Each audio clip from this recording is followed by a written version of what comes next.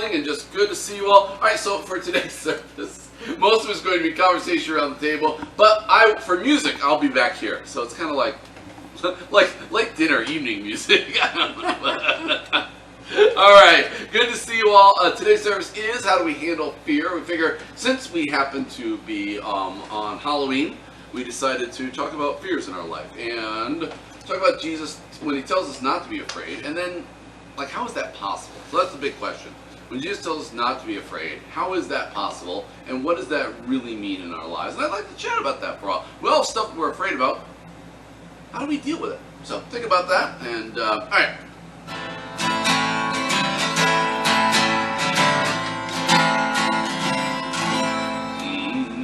I'm gonna do what the Spirit says do. I'm gonna do what the Spirit says do. When the Spirit says do, I'm gonna do, Lord, Lord, do what the Spirit says do. I'm gonna pray when the Spirit says pray. Gonna pray when the Spirit says pray. When the Spirit says pray, I'm gonna pray, Lord, Lord, pray when the Spirit says pray.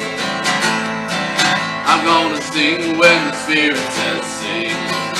Gonna sing when the Spirit says sing. When the Spirit says sing, gonna sing, Lord, Lord, sing when the Spirit says sing. I'm gonna do what the Spirit says do. Gonna do what the Spirit says do. When the Spirit says do, I'm gonna do, Lord, Lord, do what the Spirit says do.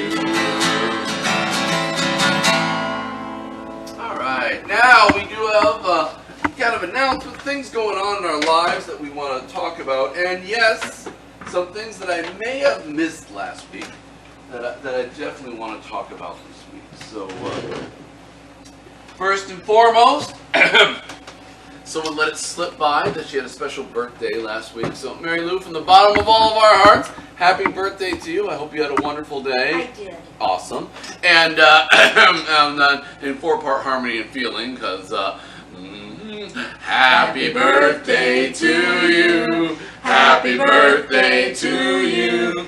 Happy birthday, dear Mary Lou. Happy birthday to you. Yay! Awesome. Let's see. And again, continue prayers for the Kennebecs who are out traveling hither and yon. We are so glad to have you back after traveling hither and yon all over the place. I think you had some fun? Yes. Good deal. Well, welcome back. That's awesome. So what else? Prayers for our own Patty, whose car seems to be cursed. She originally hit a deer, went to the shop, it got fixed. She was on the road, 3 days, Patty? And it got hit again. 2 days. 2 days. Oh, okay, it's got full 2 days out of it before he got hit again. So it is. We'll be back in the shop, and I'm just grateful. That accident actually was sizable, and I'm really glad you're okay, Patty. No real. I think I got a little whiplash out of it though, because I found muscles and that stuff that I You didn't didn't know have I before. had. Yeah, really. Yeah, that does that to you, especially when we get a little far. Yeah, when you get 190 years old, you feel it. Everything seems to work a little less except the pain muscle or pain receptors. So you seem to still feel everything. Yeah, you know? really. Yeah. Well, anyway, we're glad. They never quit. Yes, of all the stuff that just poops out on you, Yeah. pain never seems to. Yeah. And the arthritis doesn't help either. Oh, I get that. So, Patty, we are first things we are thrilled that after that accident you're good, and we are. And I'm still canning applesauce. Yeah, and we will pray for your vehicle to somehow get better after all this, though it's been through a rough time. Canning applesauce, would that be sweet applesauce? It's just applesauce. What? She's not adding sugar. I don't add sugar. What? Well, the apples Right. the apples are so sweet you don't need it. Rusty even eats it without. Really? I don't put. He puts a little cinnamon in his, but I just put it in the Instant Pot, cook it, put it in the blender, blend it, and can it. See, I stay up all night wondering if people will have religious differences that I skip, but then no, we'll have a big argument about applesauce and football teams, so it's okay. Well, since we're on this subject, I hate to bring this up. But, Yeah, I hate to do this, Richard, but yeah. We should just probably touch base on this Thanksgiving dinner that you're hosting. That I was told I was hosting, Well, yes. you're hosting. I am hosting a Thanksgiving dinner. I was told by Patty I'm hosting a Thanksgiving dinner. Yes. And what time would this dinner be, being that I unfortunately have to work, but I'm right next door. Yeah, well, how late do you have to work? 6:15. It's Oh, we're perfect. having it at 7:30. Are you really? Apparently it's a late one. Patty is okay. visiting her son. Oh, okay. Rylan is mad, so I have to go to their house first and then go to Greg's house. So I had Greg change it. Why which would is I? better. I was ordered to have Thanksgiving dinner, and now I'm in the middle of a Harm family So controversy. if it's at 7:30, that'll give me time to go home, shower, and change clothes. So if 7:30 works for you, it's a late dinner, but why not? So that gives you time to visit Sean and Rylan and all that. Is that gonna work for you, sweetie? I'm fine. All right. I'm whatever. I don't work. I hope. No, we do not work. We do- We work the next Notice day. I look at Kathy. Yeah, we working that day, guys. We are not working that day, we are working the next day. Yeah. Awesome. All right. In that case, we'll do a late dinner. You can go out and do things, or you can work, and we'll just good. Gives me a chance to sleep in, and then we'll put things together. That's awesome. I told Cora that we were invited up to your place for Thanksgiving. Hmm? And she goes, oh, we can go there afterward down at your house. Have her stop in afterwards. There'll be food lying around, and I do want to give a real special thanks. Actually, Rusty did an amazing job doing a tabletop for. In other words, the only thing I have in my living room is a pool table because, as one coworker at Menards put it, I'm the most horrible man that ever walked the planet. Taking and putting a pool table in there, but Rusty made something and it's really beautiful to put right on top, and our pool table becomes a dining room and a good sizable one too. You wouldn't Greg wouldn't let me do it like the Clampets. Yeah, I know. No, we're not doing that. So, all right, good deal. Anything else happening around here that we need to pray about? So, Richard, when do the Vikings and Packers play? It seems. Oh boy, I know they play 21st, I January believe. 2nd, and I think it's the 21st or the 22nd of November. Okay, so late in this. All right, good Yeah, deal. they're late. All right, well, our bet is officially on. So the Yeah. following Sunday, one of us will be dressed up, Yeah, and I just hope you're all set, Richard, because we're yeah, I having a hope great year. you're set too. All right. We're just getting warm. I just want you to know that. We're Yeah, just getting well, like some things in life, it takes a while to warm up. That's so. it. That's it. So by July they should be warm. Oh That was wow! cold. That was a little. Can I switch seats with you? Yeah, a little chilly over there. All right. Anything else we want to All right, I pray still for this love you. morning? All right. Let us pray then. Oh God, we thank you for a beautiful day. Thank you for a chance to be with one another. Help us today to deal with our own fears and how we listen to Jesus' words, that we should not be afraid that you always take care of us, and yet we deal with so much fear inside of us. We have lifted up inside of our hearts and our minds, our spirits, our brothers and sisters who need you. Reach out with your love and care, and teach us to continually reach out with your love and care to others. With prayers for those who have been in accidents, we've lifted up prayers for those who are hurting. Please reach out and help us to truly be neighbors, people who let them know they're not alone in your love. In Jesus' name we pray these and so many more of our heartfelt prayers to you. Amen. All right. I want to get into the subject of fears just kind of lightheartedly. So, Cassie, if you're good, fire away.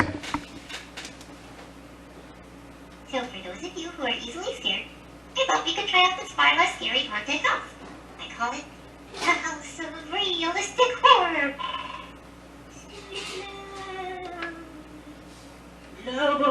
Nobody! I still don't understand how taxes work. I'm thinking that too scary. A lighthearted way to dip our toes into the subject of things that scare us as adults. It may not always be ghosts and goblins, but there are things that we can worry about, and how do we deal with that? So keep it in mind, and we'll get to that later. what is next? Okay, you can sing with me this time. Song, a peppy song. Every time I feel the spirit, some of you may know as well. And if you don't, it's a song you pick up pretty quickly here. So allow me to grab the guitar, and the words will be up on the screen.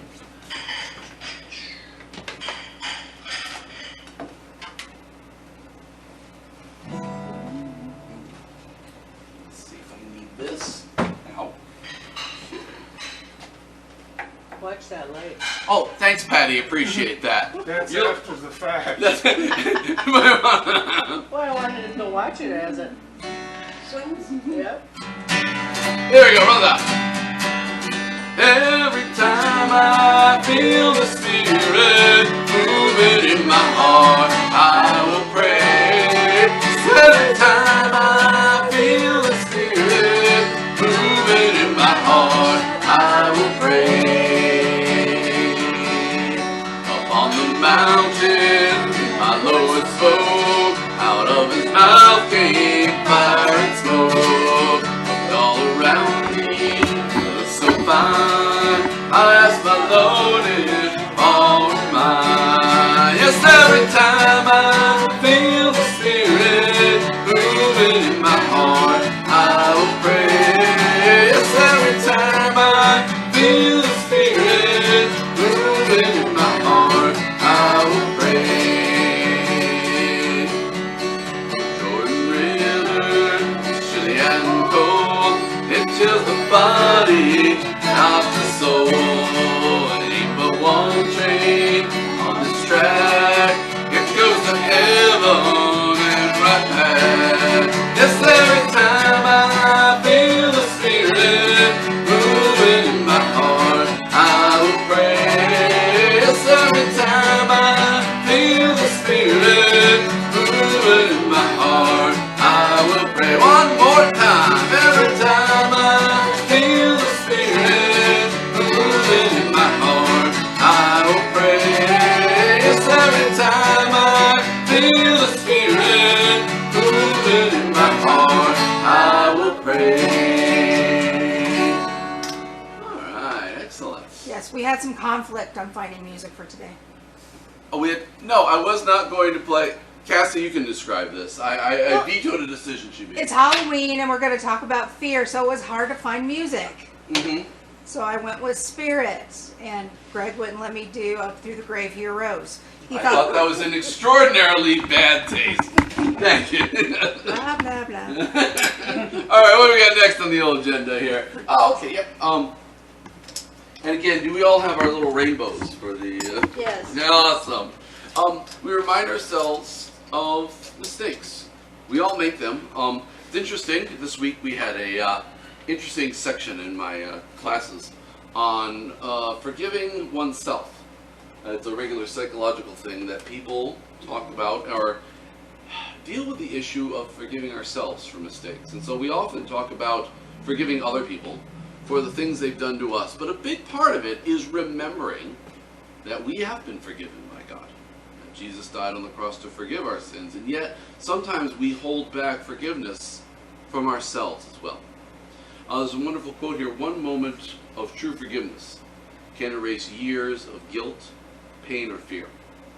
And so with that in mind, let us have a moment of prayer where we ask God not only to help us forgive others, but also to remind us that we have been forgiven and that we sometimes need to forgive ourselves. Let us pray. Oh God, we come to you this morning and we thank you again. Help us to reach out in loving forgiveness to others, and also help us to remember that we have been forgiven so that we can forgive ourselves when we make mistakes. And let us now continue our prayers in silence.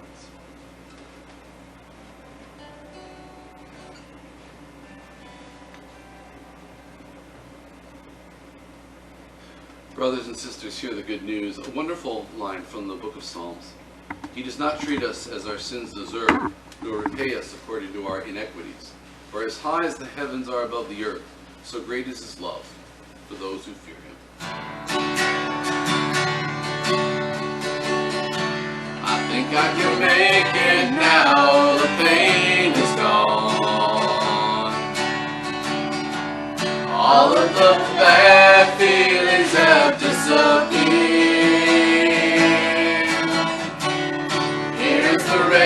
how I've been praying for.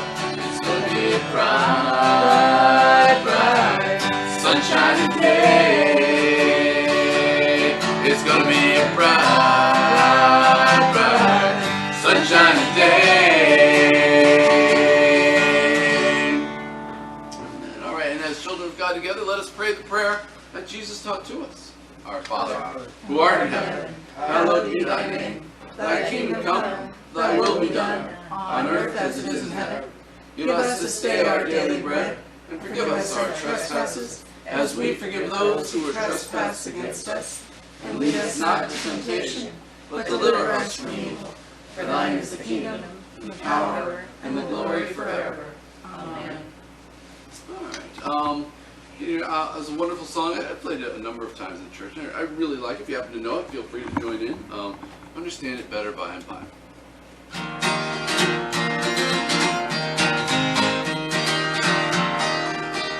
We are tossed and driven on this restless sea of time. Somber skies and howling tempests, caustic sea and bright sunshine. In that land of perfect day, where the mists have rolled away, we will understand it better by and by. By and by, when the morning comes, when all the saints of God are gathered home, we'll tell the story how we've overcome, or we'll understand it better by and by.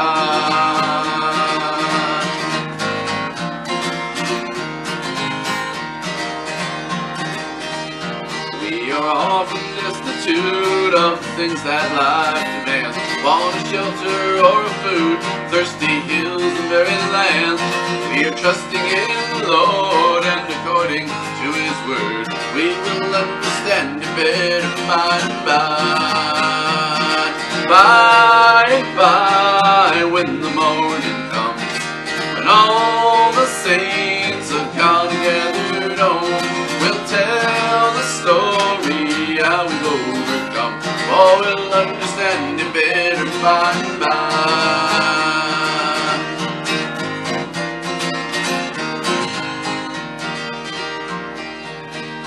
Trials dark on every hand, and we cannot understand all the ways that God will lead us to that blessed promised land. We are tried to with His eye, and we follow till we die, for we'll understand it better by and by. By and by, when the morning comes, and all the saints of God are gathered home, we'll tell the story how we've overcome, for we'll understand it better by and by. Yes, we will understand it better by and by. Woo. All right. Fun part. I'm going to read to you a story from Jesus' Sermon on the Mount. This is a part of the Bible where Jesus essentially has a very long talk with people who came to see Him, but also things to remember. There's a lot in this section that go under the category of easy to say, hard to do. So I want you to, it's a very short section, but then again talk about how do we even touch upon accomplishing this. Here we go. Jesus says, I tell you not to worry about your life. Do not worry about having something to eat, drink, or wear. For isn't life more than food or clothing? Look at the birds of the sky. They don't plant or harvest. They don't even store grains in barns. Yet your Father in heaven takes care of them. Aren't you worth more than the birds? This section goes on to talk about all sorts of things that we might be afraid of. And Jesus simply says, don't be afraid of these things, for you know that your Father in heaven will take care of you. The interesting thing about this is it falls, for me anyway, under the category of, yeah, that's easy to say, and much more difficult to do. As much as I can tell you over and over again, the Bible says, do not be worried about these things. We naturally worry about them. As a matter of fact, I'm as guilty as anyone else. I have been known to worry about things that other people tell me I shouldn't worry about. So in this season, of dressing up and ghosts and goblins and all that stuff, we're going to get some time to talk to you about A, some of the things we adults fear in our lives, and B, what can we do about it? And C, how is God helping us through those fears? So let's start nice and easy with what sort of things, like I said, I love that thing at the beginning there, they go to the adult haunted house. What sort of things do adults get frightened of? Obviously, we don't worry so much about ghosts, goblins, and vampires and such, but in our real world, what are some of the things that make us scared? Medical concerns. Amen to that, brother. Medical concerns. Good one. What are things stuff we get afraid of? I'll jump in. Grades. I'm in school. Grades. Am I going to do okay, or am I going to flunk out with a big dunce cap on my head? You got the Financial hat issues. over there. What's that? You've got the hat over there. That's fair enough. Financial issues. Thank you very much. Is the car gonna make one more year? We've been there? Yeah. Is that? Yes. I like not having the car payment. Is that car going to make it another year or another month or whatever? Yes. How long is this jalopy going to actually get us back to and from work in one piece? Fair enough. People that don't know how to drive. People, amen, sister, again, and that's actually a big thing. You know, you never know. One of the most dangerous things we do in our lives, though we never think of it, is driving. Simply any day driving along the road, an accident could happen. Worrying about children if you have children. Yeah. How are your kids gonna do? Are they gonna do well? Are they gonna? And now the joy of being a parent is now you get to watch your kids go through all the stuff that you were afraid of when you were younger. Worried about friends if you have friends. Exactly. You control lots of things in life, but not what happens to your friends. Good one. Worried about the chain supply. Is there going to be enough toilet paper, food? Is it going to rise beyond our reach? Yeah. And what does that do to work and things like that? Yeah. There, and again, I think we have gotten used in America for a long time of having certain things available on a regular basis. And now, yeah, what does life look like if certain things aren't going to be there? Someone told me yesterday that there may, in the not too distant future, be a shortage of coffee. And I'm like, there has to be standards. How do I live without this? So, When Coca-Cola makes a major announcement that there is a worldwide shortage of Coke. I'm telling you. You a Coke drinker? No, but I'm just saying that's one of the things we all grew up on, knowing Coca-Cola was there no matter what. And now they're saying, well, sorry guys, we don't have the stuff to make the product anymore. Mm-hmm. Yeah, and something like that. And who would imagine? I know it probably sounds kind of spoiled, but there's a point. I think I agree with you. It's more symbolic. It's like, Yeah, really? I drink Diet Coke now and then, and it's not, I'm that branded. It's just that it's scary when something that familiar isn't within reach. Yeah. Who would have ever dreamt that Coca-Cola would not be available for certain? That's just, yeah, I think it's more symbolic than anything else. There's certain things we've always assumed would just be there at the store.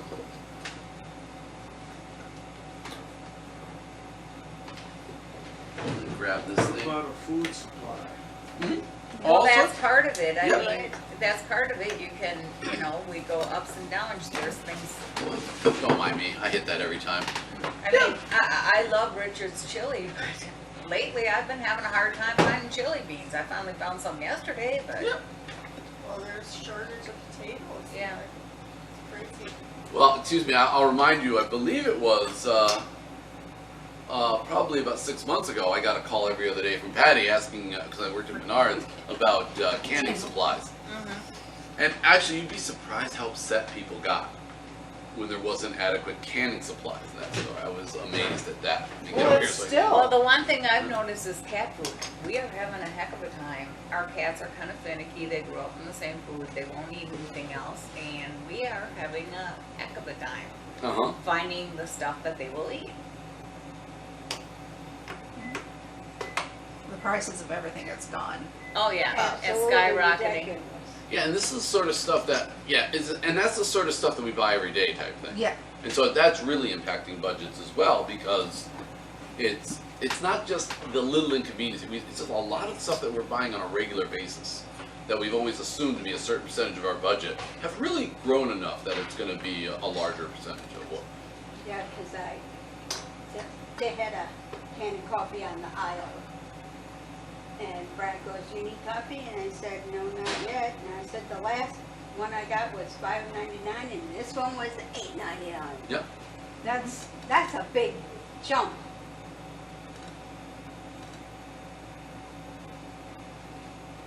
What do you think Jesus means when he says, "Look at the birds of the sky. They don't plant, nor do they harvest. They don't even store grain in barns. Yet your Father in heaven takes care of them all the same. Aren't you worth more than birds?" Well, I think it means this. I think it means that sometimes our vision's so limited that we forget there's a whole lot of things out there that are there for us. There are provisions. It may not be what you think you need, but they're there, and you just have to trust in God that they'll be revealed. Well, it's interesting how you said that, and I want to play with that a little bit because you're talking about that things are there, they're just not always the way you think they're going to be there. So that goes to the issue of change. So I'm going to some people are better with change than others, and I'm kind of going to feel you guys out for this. I will be the first to admit that I am a creature of habit, and change and I are not friends. But how are you guys with change as a rule? Is anyone here like me, that anytime something changes, we get grumpy? I am. I see. So I'm not alone in this. All right, fair enough. See, this is a big deal. Cassie adapts better than I do. And I will throw this out. Cassie is an adapter. She can roll with the punches better. Me, you change a few things in my routine, and I get very nervous and uncomfortable. Well, it's like, excuse me, it's like my job. Everything is, internet-based, pretty much. Mm-hmm. I mean, schedules, internet-based. My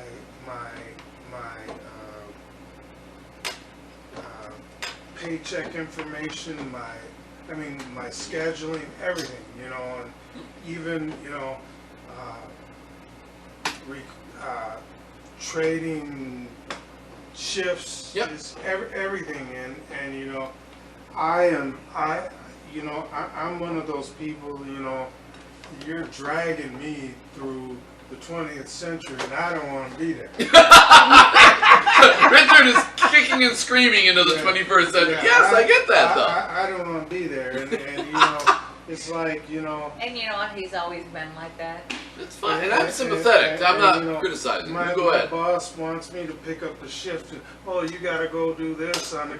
No, I really don't. I really, you want me to pick up that shift, okay, I'll pick it up, but I'm not going on the computer to do it. I just told you I'll do it. But Yep. I'm not, Colleen, is he the same way with television technology? Pretty much. Okay. Yeah. No. He's been stuck in the 80s for Okay, just checking. Fred since the likes, 80s. Fred likes the television technology. Yeah, sometimes if it's the television technology, I'll learn real fast. No. He's been stuck in the 80s for quite some time. and I like it. See, Brad wants a flip phone. So that's what he was used to, was his flip Do they even make those anymore? Yes, they do. We They got do. one for Georgiana because she cannot figure out how to work. I didn't realize I would get. Oh, no. Okay, there's a market for this. Nice. I like this. Oh, rearranging the living room, he doesn't like even. Why? Okay, for those of us, and it seems like everyone either is or knows someone well who is a creature of habit like that. Why do you think we're that way? I just thought it was because Oh, you think it's a gender thing, huh? Connected to the extra X chromosome. I think Yes. there's some good philosophical reasons for this stuff. life was simpler then. Or we understood it more. Yeah. I think we actually kept notebooks. No, it wasn't. No, it wasn't. It was not simpler when you have two children throwing up on your feet, the phone ringing, and trying to go to work, and trying to put food on the table. No, it wasn't. It's just we forget. Mm-hmm. Well, I'd like to make a comment on the initial statement that you made about it may not be what you need. Or what you think it's gonna be, that's Yeah, my point. But I'd like to say it may not be what you want. That's what I'm saying. Yeah. That's exactly what I was saying. It might not be what you want or expect, but there is a provision out there somewhere. Because you know, I mean, if you think about it, before man was cultivating the earth, I mean, God had already put wheat, barley, all these things that are edible on there. We just made it tastier. No, because like tomatoes but and stuff, we I was cultivated watching- but yeah. I was watching a show a couple weeks ago, and it was Restaurant with a View, that's some Netflix thing. Anyway, they go in and they take these restaurants with gorgeous sceneries and then they amp up their menus to try to revive them or whatever, change them a little bit and maybe attract Well, I more was tourism. watching that show. Right. Well, I really never thought of a dormouse as food, and I don't know if I ever will, but they made it food and everybody was raving about it. And I'm like, okay. Was not expected. There are biological reasons why there are times we are afraid of change. Here's a little riddle. An animal that gets spooked easily is sheep. So if a sheep is walking through a field and it gets scared of something, for the farmers or whatever, how long until that sheep will walk back in that area? Take a guess. Cassie knows the answer. She looked it up. A day. A day. Good guess. Never. Never is an okay guess. It's actually between the two. I don't remember. A week? More. More than a week? In the neighborhood of 2 months. Wow. In other words, sheep are skittish enough creatures that if they are wandering through a field and something spooks them, and that's where something's in the it could be dangerous, could not be, they will run from that area, but they will not return to that for a couple months because that no longer feels safe. You change the world in that area, and it no longer meaning. So they'll wander. She will wander around certain areas of the field, and they will feel relatively safe. I've been here before. I've been here. You know, I was here yesterday. I'm here today. This is a routine, and it feels safe. You disrupt that routine. It could be for a sheep at least. Now we're not sheep, but on the other hand, we have things in common with them. Meaning we can do something, and if it feels safe, we'll do it again. And if it's a good idea and feels safe, we'll do it. Interrupt that. And we all of a sudden feel, I don't know about you, but I feel fearful about things. How do I know this is going to work? How do I know this is going to... And so sometimes when we're creatures of habits, it's about safety. It goes very back to a very gut feeling. So even those of you who deal with change, is there anything that you do as a routine just because it's either helpful or feels safe or this is just the way I do it and I always do it this way? My morning routine's like that. I get up, I flip on the coffee pot, take a couple Tylenol for the arthritis. Yep. So you have a set morning routine. Yeah. And there's a lot of things that feel safe about a set morning routine. For starters, you know then you can get to work on time. You know, if that pattern worked well yesterday and the day before that, we know we can get to work on time and that makes us feel safer. Or we know we can have everything we need. You know, like I have a little box with all the stuff I need so that I don't get halfway to work and realize I forgot things, stuff like that. And that may seem simple, but it also makes me feel safer. And so you throw things up in the air. Like, here's something that always throws me, and see what it does with you. Moving to a new home. It throws me into a complete tether because now all my stuff, which is always in certain spots, is all in it. How do you do with moves? I know some of you may not have moved recently, but you have to have a memory sometime of moving. How are you with moves emotionally? Tired. Terrible. Terrible? Alright, yeah, I think we're of the same. Richard, we don't always agree, but I think on this area, we're of a similar ilk there. Terrible. How do you, I mean, you've moved. No, I've been in my place forever. Nice. See, I'm jealous of that. I'm really jealous of that. I mean, they're selling our house and we're doing it now, you know? Alright. So there's lots of things to be afraid of, and we talked a bit about that. How does our faith help with this? Our faith, my faith gives me strength, but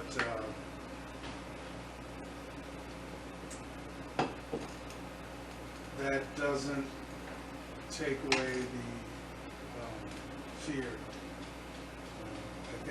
I think sometimes fear can be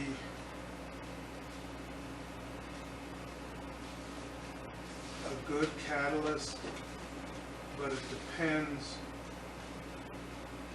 for me anyway, it depends what it is that I'm fearful of, if that makes sense. Like computer stuff, it doesn't matter. I'm fearful, period. It doesn't matter. And that's not going to change. Because I mean, like I said, I'm kicking and screaming, and I don't want no part of it. But, I mean, my way of thinking and doing things is obsolete. I realize that. Okay. But I'm gonna be the last man standing. Last man standing without a computer. Yeah. All right. Yeah. So is it possible to take some comfort but still be afraid of things at the same time? Jesus says don't be afraid of stuff. Is it possible to take some comfort in those words and yet still honestly be a little afraid? I think fear has some value in it too. Yeah. If you're afraid, you're going to proceed with a little more caution to try to make things not catastrophic. Fair enough. Rayla, what do you think? Is fear a good thing? When your child is non-existent, and I don't think that's good. Yeah. Or like, yeah, there's the They teenage don't- stage where you yes, can't get hurt. Yeah. They don't believe that. Rusty's stuck there. Anything's gonna, yeah, they don't, I mean, there's irrational fears too, but. Yeah. But in other words, there can be a good thing about fear. Let's play with this a little while. Is fear, we threw this out like fear, but does fear have a good purpose? Yeah. What do you think? You've been a mother who's been afraid, and have children say, and you live with a guy without fear, in many ways. What is your opinion on fear? Is it a good thing, a bad thing? What is, yeah. Depends on the day. Fair enough. What makes the difference? If Rusty's laying on the ground, then it's You're my coffee. Fair enough. Does Rusty cause you more fear than he actually ever has? He causes fear? Yeah. he don't have no fear. Yeah, that's why I bring that up, funny. Just because I know him personally, I just think, and I think there's either a genetic component or something in the brain that makes us feel fear, and I think he just has less. I mean, he'll climb a ladder and fall off the ladder, and I'll just go freaking out. And he goes, "That's all right. I can get up." I go, "All right, fine." Oh, and I've got, I mean, did I ever tell you the story of ice fishing on my birthday? Because I don't want to repeat myself over and over again. Just nod if you heard the story before, just nod your head. If you've never heard this, you'll love this one. Never heard it? Good, good, good. All right, all right. Patty knows it, but all right. On my birthday several years ago, Rusty wanted to take me ice fishing. Now my birthday's in February, later February. February 23rd. February 23rd, but okay, that's at the end of ice fishing season, meaning weather's starting to warm up, ice is melting. One must be very careful at this time and know when the season has ended. Okay, but anyway, so he takes me down to Spring Lake, and he has a four-wheeler. We're going to go on the four-wheeler to the middle of the lake. We're going to do da-da-da-da. He's driving out from, there's just a little dirt road that leads right to the landing, which now is ice. And he's hop on the back, driving along. I'm looking at the ice, and I'm saying, "That doesn't look very strong, Rusty." "Don't worry," he replies, "it'll be fine." "Are you sure?" "I've done this 100 times before." Yeah, you see where this is going. He drives out onto the ice, and it all gives. Now, we're not over our heads. It's still pretty low. Boom, goes in there, and I mean, now the wheels are up to their top, and I got... And so, first thing he tells me is, "All right, Craig, you know what? If you go out further on the ice, it'll be thicker, and you can go right up to that landing and go in." And so I'm walking out there, and hey, it's already gone through over there. And he said, creak, creak, creak. My right foot goes right through it. So now not only is it cold, I am scared out of my mind. Out of my mind, but I keep going till I get to a dock. Boat dock, and I hop on that thing. Thank God 10 times over that I am on something that will not break through. I go around. By this time, another guy in the truck has come and pulled the four-wheeler out. All is right with the world. I'm like, oh, thank God we're all safe. I'm going to go home, get some hot cocoa, and forget this ever happened. I go in, turn the Jeep on, get the heat going, and obviously I'm trying to change my socks with what I have in the back. Rusty comes up to me. You know, Greg, I think if we go on from this end over here, it'd be much better. Let's go. You didn't go back out. Such a dummy. Oh, yes, he did. First I yell, I'm like, you've got to be kidding. No, Greg, really, the problem here was, the problem, that's not going to be the case over here. And for some reason I was an idiot. I went with him, got on the ice again, it didn't fall through, and caught probably the biggest fish I ever caught on a tip up in the middle of the lake. But the point is, some people just have less fear, and I think he's always, the whole time, I mean, I am freaking out that ice could go through, and I swear he never broke a sweat. Never cared, thought it'd be fine. So some people have more Maybe fear. he knew how deep the lake was, because we got stuck up there a few times. Yeah, it was cold. I'm gonna say it was cold. It's scary. There is. I'm sorry. There are a few things scarier to me than that crack of the ice when you're standing. Yeah, I'm just Yes. like, oh. But are there good things about fear? We talk about it as a bad thing. I think sometimes fear can bring out some creativity, Okay. a little more caution, a little more personal safety, and it may change habits, like especially financial fear. Mhm. Oh my God, let me get over this crisis, but let me make sure that, hey, I really look at how I'm spending and make sure I have a little bit over here in case something like that happens again. Nice. So the idea is, wow, if I'm afraid of financial stuff, maybe I can talk myself into getting in some better financial habits. Did I hear that right? Yeah, I like that. What other good? This is a conversation, and this is a direction of the conversation I didn't anticipate. So I'm just going to go off the cuff. What else is good about fear? Can lead to better habits. I like it. Heightens your senses. There is, in the animal kingdom, and we have a lot in common with that. Yeah, there's a reason why deer run really fast through the woods. Something spooks them, they take off. And honestly, for many things in their lives, that's a good thing. And for us, it can heighten our awareness and things like that, make us more aware of what's going on around That's us. true. We were driving back home last night, and we saw one fairly large deer. Mhm. But it was off to the side of the road. We didn't see it till we were right up on it, but we saw one. It sure enough, the rest of the ride home, didn't I tell you I was on hyper awareness? I was like, Yep. Mm-hmm. It The little adrenaline kick. it tells you that there's things to worry about, and your body does. The biggest problem with stress in our world is that as modern people, we have made stress last longer than it was in nature. In nature, when we were walking around as cavemen, back when we would hit our wives over the head and drag them home by their hair, we never actually did that, by the way. Back then, the biggest thing, what's the biggest thing you have to worry about before modern technology? You're out in the fields, and let's just say, survival, finding stuff, yeah, hunting. So the biggest thing that hurts you might be that thing rustling in the woods. So fear, you hear something weird that you don't understand. You turn, you face it, oh my goodness, it's a bear or something like that, and you run home or whatever. You are stressed and on heightened alert for what, half hour, couple hours? The problem with modern society is that now you can be afraid of things that last much longer. Meaning, if I'm afraid of some animal and I will gain a heightened sense of awareness, my blood pressure will go up, my heart will elevate, heart rate will elevate, and these are good things. The problem is, if you're worried about that critter in the woods, you're going to be done with this drama in about a half an hour. But if you're worried about your office closing and laying you off, you could worry about that for over a year. And we are not made for that. That's the problem with stress, is that in the modern society, we can create things to worry about that last much longer than we were designed to worry about stuff. Little psychological information. Like brother-in-law's moving out. Yes, like brother-in-laws moving out, because that is nothing that in other words, from the moment how long did it take from the moment you said, wow, this is a problem, to the moment it got resolved? Before they moved in. I'm with you on that one.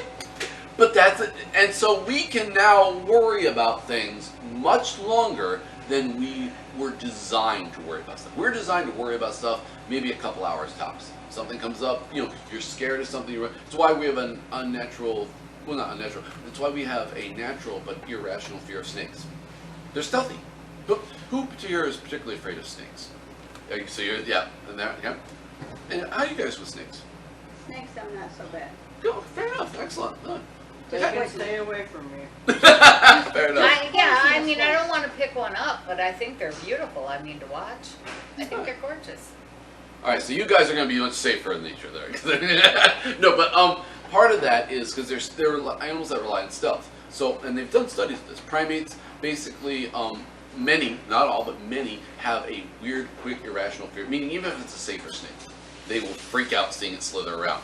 And part of that is the human animal has developed being afraid of things that are stealthy. So if you see it out of the corner of your eye, you get away quickly because the dangerous ones, the poisonous ones, they're stealthy, you can't see them, and so we've learned, evolution has helped us survive better by being a little afraid of those things. But it's a quick fear.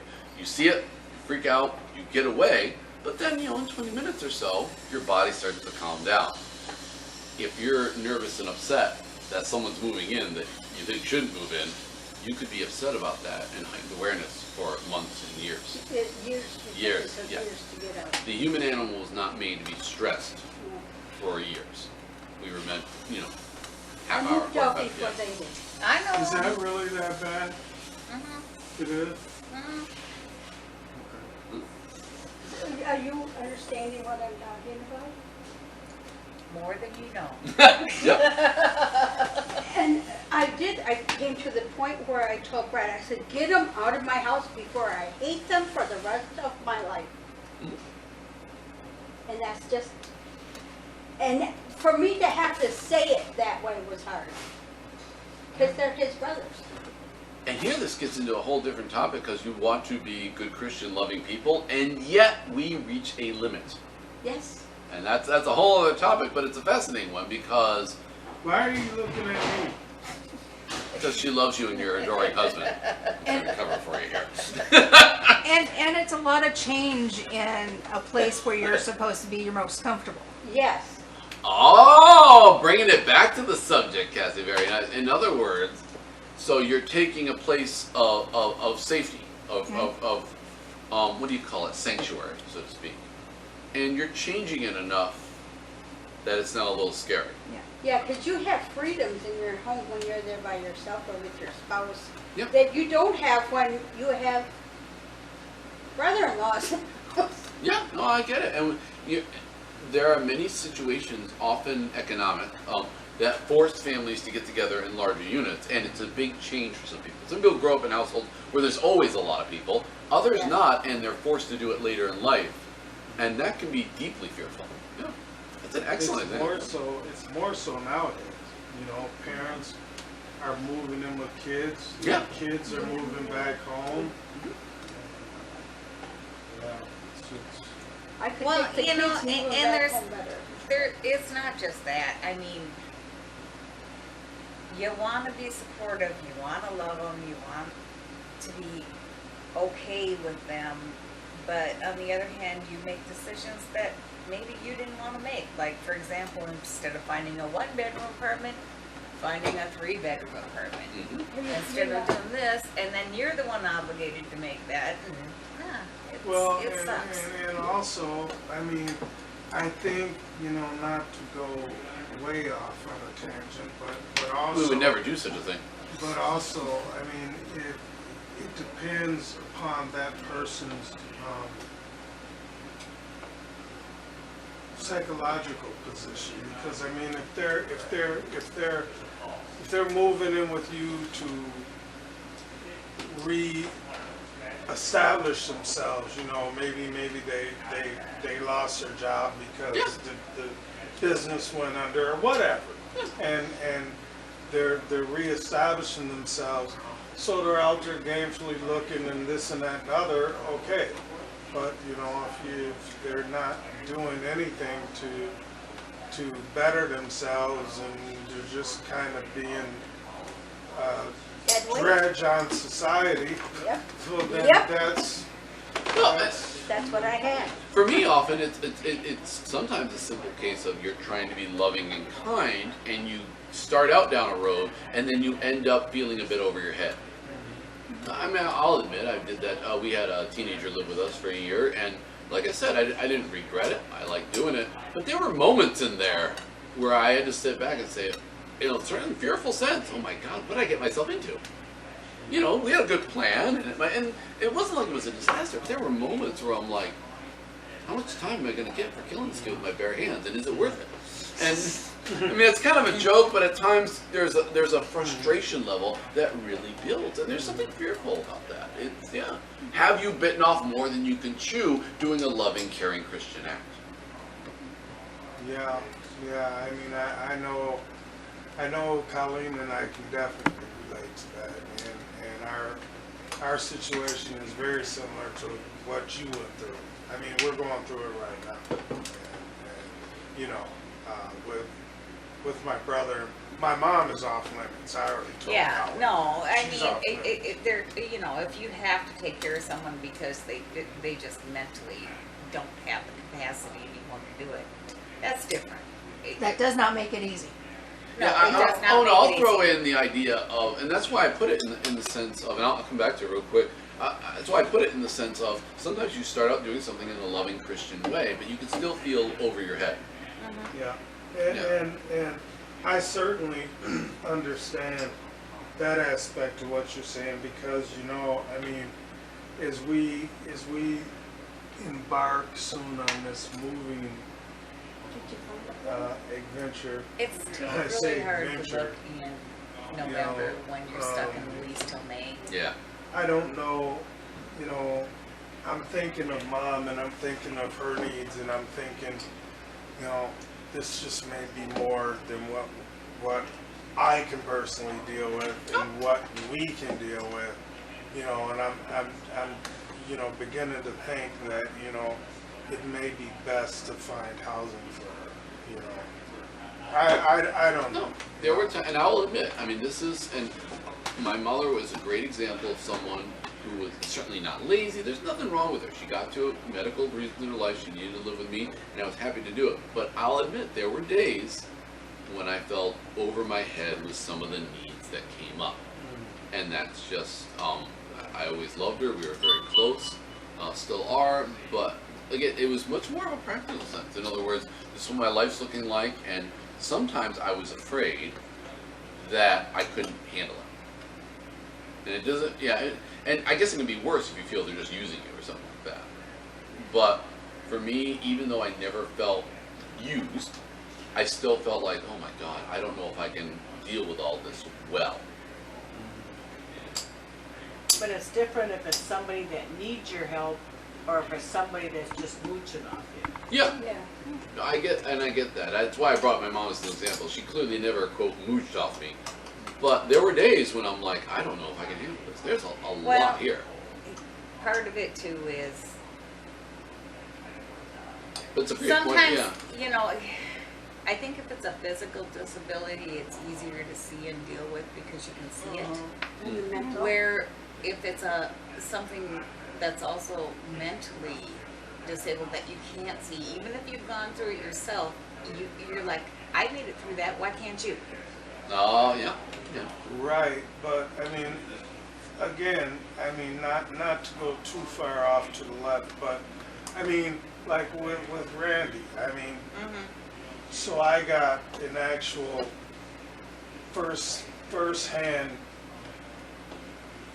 look or whatever at dementia, you know, as it progressed. Well, so now with Mom, you know, I mean, obviously she has physical needs, and she's showing signs of mental needs too. So you put the two together, and then I'm dealing with my physical needs too, and I'm like, I don't know. I'm gonna check in over here with Andrew real quick, because you've done. There are times where I actually personally got to see you do amazing things in love that I was often wondering, wow, how can someone handle all of this at once? if you don't mind me asking, what was your source of strength in some of the most difficult moments? I knew I had to do it. Yeah. So there was this is And I, to this day, wondered how I ever did the things that I did. When you look back. Yeah. I think as you're actually walking through it, you don't see it.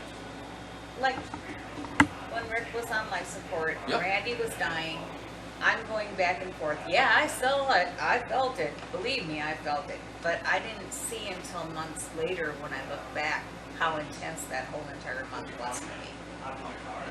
So if I'm hearing you right, sometimes you actually process it more after the fact. Meaning you, at that moment, you're just surviving. You're just, and afterwards, it's like, oh dear God, what did I just do, and how did I get through that? Am I hearing that right, or? Well, then, when you're almost so sick, and then it's like, oh, you have to call hospice. It's like, he's fine. I've been taking care of him this whole time. I, didn't need him until the very end to give him the medication, give him for pain. Otherwise, No, I remember looking at that at the time and thinking, dear God, how is Andrea keeping up with all of this? But it may have been, so was it more of a, at the time, you just do what you need to do? well, I did. And after, I knew I needed to Yeah. do You don't think twice, you just do it. Fair right. enough, yeah. Exactly. Mhm. Having, Yeah. The lady, oh, you need to rest. I'll rest after he's gone. Yeah. I'll have plenty of time to sleep then, but no, you're not telling me to go sleep. I will be awake until this is all said and done, and then I'll have my peace. I'll fall apart later. Right. Yeah. And Cassie, and that's one thing I see in common. Cassie's very good in a crisis because she can deal really well in the crisis, and then fall apart afterwards. Reminds me of you ever saw the movie The Blues Brothers? Their car. Their car goes through all this stuff and jumps and all that and all these things, and at the very end of the movie, they get out of the car and the whole thing just disintegrates at that moment. And I find that a neat metaphor. Some people can do that really well. And so they're not riddled with fear and problems in the event, but it's almost like they look back afterwards at what they did, and then it all comes rushing out. Is that, yeah. Having dated most of my adult life, fear was very useful in dating. Tell me more, please. Well, something would spark fear, and you would get a bad vibe from somebody, and you would listen to it Okay. because there were creeps out there. Cassie, do you want to share the story of dating a serial killer? I did not date the serial killer. I met Cassie him for dated- coffee. Cassie dated a serial killer. I met him for coffee. Really? Yes. I met him for coffee. He creeped me out so bad. I didn't leave the parking lot until I saw him leave because I was afraid he'd follow me. Oh my gosh. 2 years later, he's on the front page of the paper. Wow. He got vulnerable women, offered them jobs, which he was offering me, besides flirting, wanting to say, I'm a business owner, I can give you this really great job. But he would get women from all around the country and would torture and kill them and bury them in barrels on his farm. Mm. Wow. Good thing you married a minister. Yeah. Well, she did it, obviously, that was before me, so I am glad. Yeah, I am Well, I glad. would hope so. I'm glad. I don't know. There are days, I'm sure. Oh, now. So I'm very glad you had a good fear instincts there, but not so good fear instincts when I dated you. So that's yeah. So how do we? So all right, in the midst of this, so I'm going to readjust the question because you, fundamentally, in a beautiful left turn, you've sort of talked about the good stuff about fear, which I'm buying. That's a great argument. So, what does so in context of that, how do we interpret when Jesus says, "Don't be afraid"? I tell you not to worry about your life. Don't worry about having enough to eat, drink, or wear. Isn't life more than food or clothing?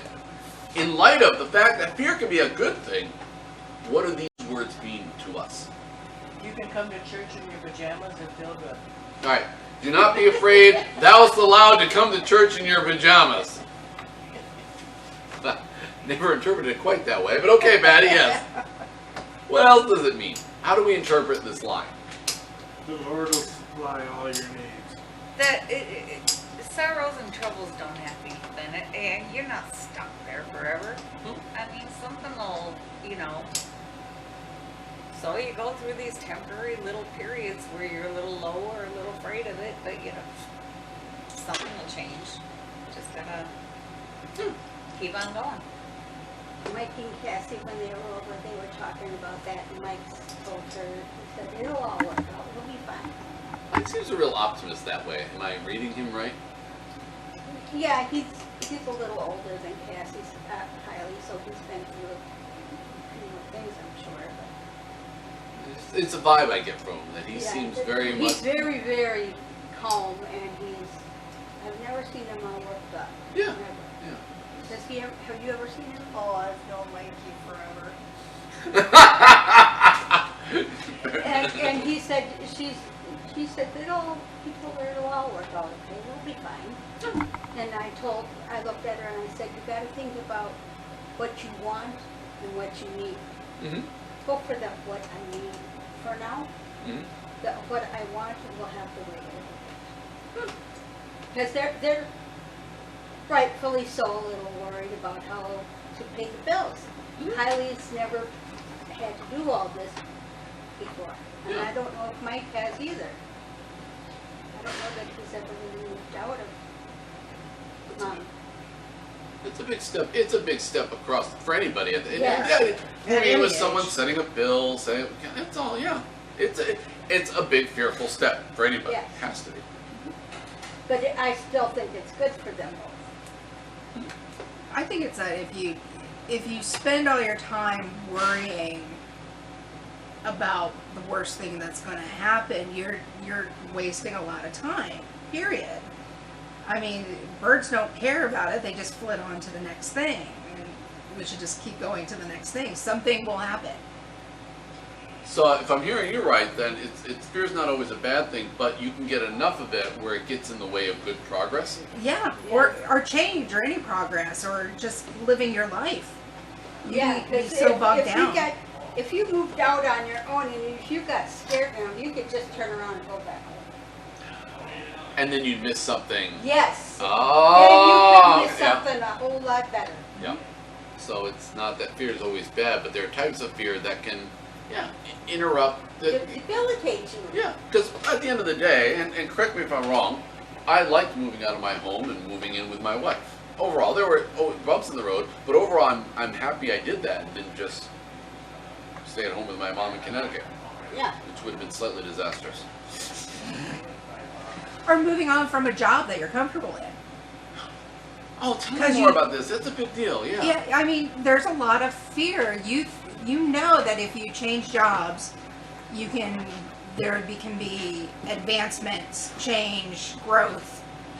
But leaving a job you're comfortable with, that you're getting by at financially, that's a huge, scary step. I mean, because you're going into the unknown. Yep. Yeah, I was asked to go to Tennessee with a company. Okay. No. I'm not there, am I? Well, I was hoping more. If the question wasn't did you go to Tennessee, I kind of figured that one out. Yeah. Well, the thing is, you have to put all your options out there. Okay. Okay, my daughter at that time had endocarditis and she was being seen at Mayo. Mm-hmm. There wasn't Mayo's on every other block, but there is now. There was Rochester and that was it. Yeah. Because we're talking almost 40 years ago. Yep. And so I took that into consideration. The school systems down south, if you didn't put them in private school, you weren't getting a decent education at that one time. My parents had the same argument. My dad wanted to move to Louisiana, and I was growing up in Connecticut, and it was the exact same argument. Yeah. About the school system? Okay. So I'll have a job when I get down there. Brad won't. Yeah. So, and all he's ever done in his life is work at sawmills, even at that time.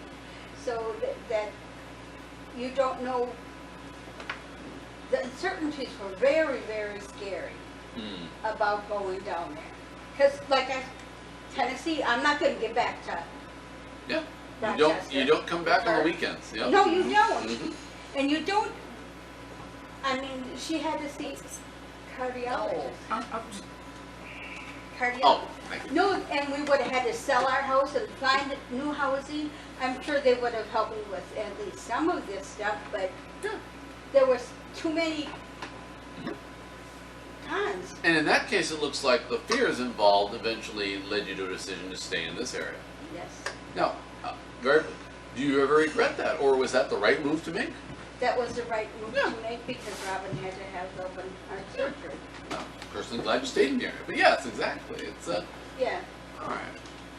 So it seems to me, just as a way of wrapping up a little bit, it seems to me that fear is always going to be with us, and sometimes it's a good thing. But ultimately, it has to be sort of couched in Jesus' idea that ultimately God is with us and sees us through. Did I miss something there, or is there some big point that I'm neglecting? No, but it does remind me of that song, Through the Garden. Oh yeah, yeah. It does. And sometimes I tell God, there better be a damn good reason I'm going through this. It better be a damn good reason. We don't always get what we want. No. All right, it's about that time. Any last thoughts on fear? The interesting, thank you by the way, the whole left turn on the good stuff around fear, and ultimately what Jesus has to say about it. Coolness, gang. It was a lot of fun. Thanks a bunch. Cool. All right. Let's sing our last song and chat a little bit and all that good stuff. It's good seeing you all. And again, it's a neat thought. Thank you for sharing. In other words, fear is not always a bad thing. We can tap into it in our lives for great stuff, and it can help us sort of gain some perspective on things. But at the end of the day, Jesus warns us about a fear that's debilitating, that keeps us from going forward with God's plan, that keeps us from enjoying the richest life that we can as well. And it looks like we're left kind of juggling those two ideas simultaneously. It's not so bad, it's just part of our world, I think. All right. Oh, let me get up. And our last song, as you all know well by now, is As We Go. So let me just hit the button here and please wake up and ta-da! If you're comfortable, let's stand and sing together.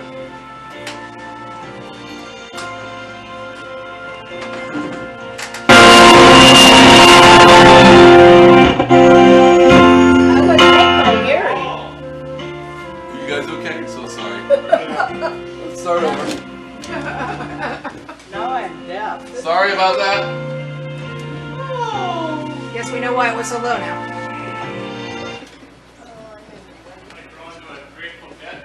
Yeah, pretty much. It's coming up here. All right, we got it. We're going to be looking at that later. All right, we'll try one more time. Wow, that was interesting. Sorry about that. All right, here we go. 1, 2,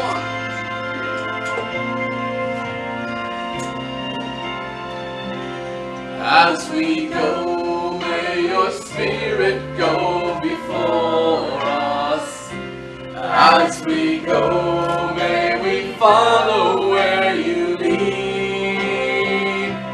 May we live what we have learned, share the message we have heard, and be a light unto the world as we go. As we go, may your spirit go before us. As we go, may we follow where you lead. May we live what we have learned, share the message we have heard, and be a light unto the world as we go.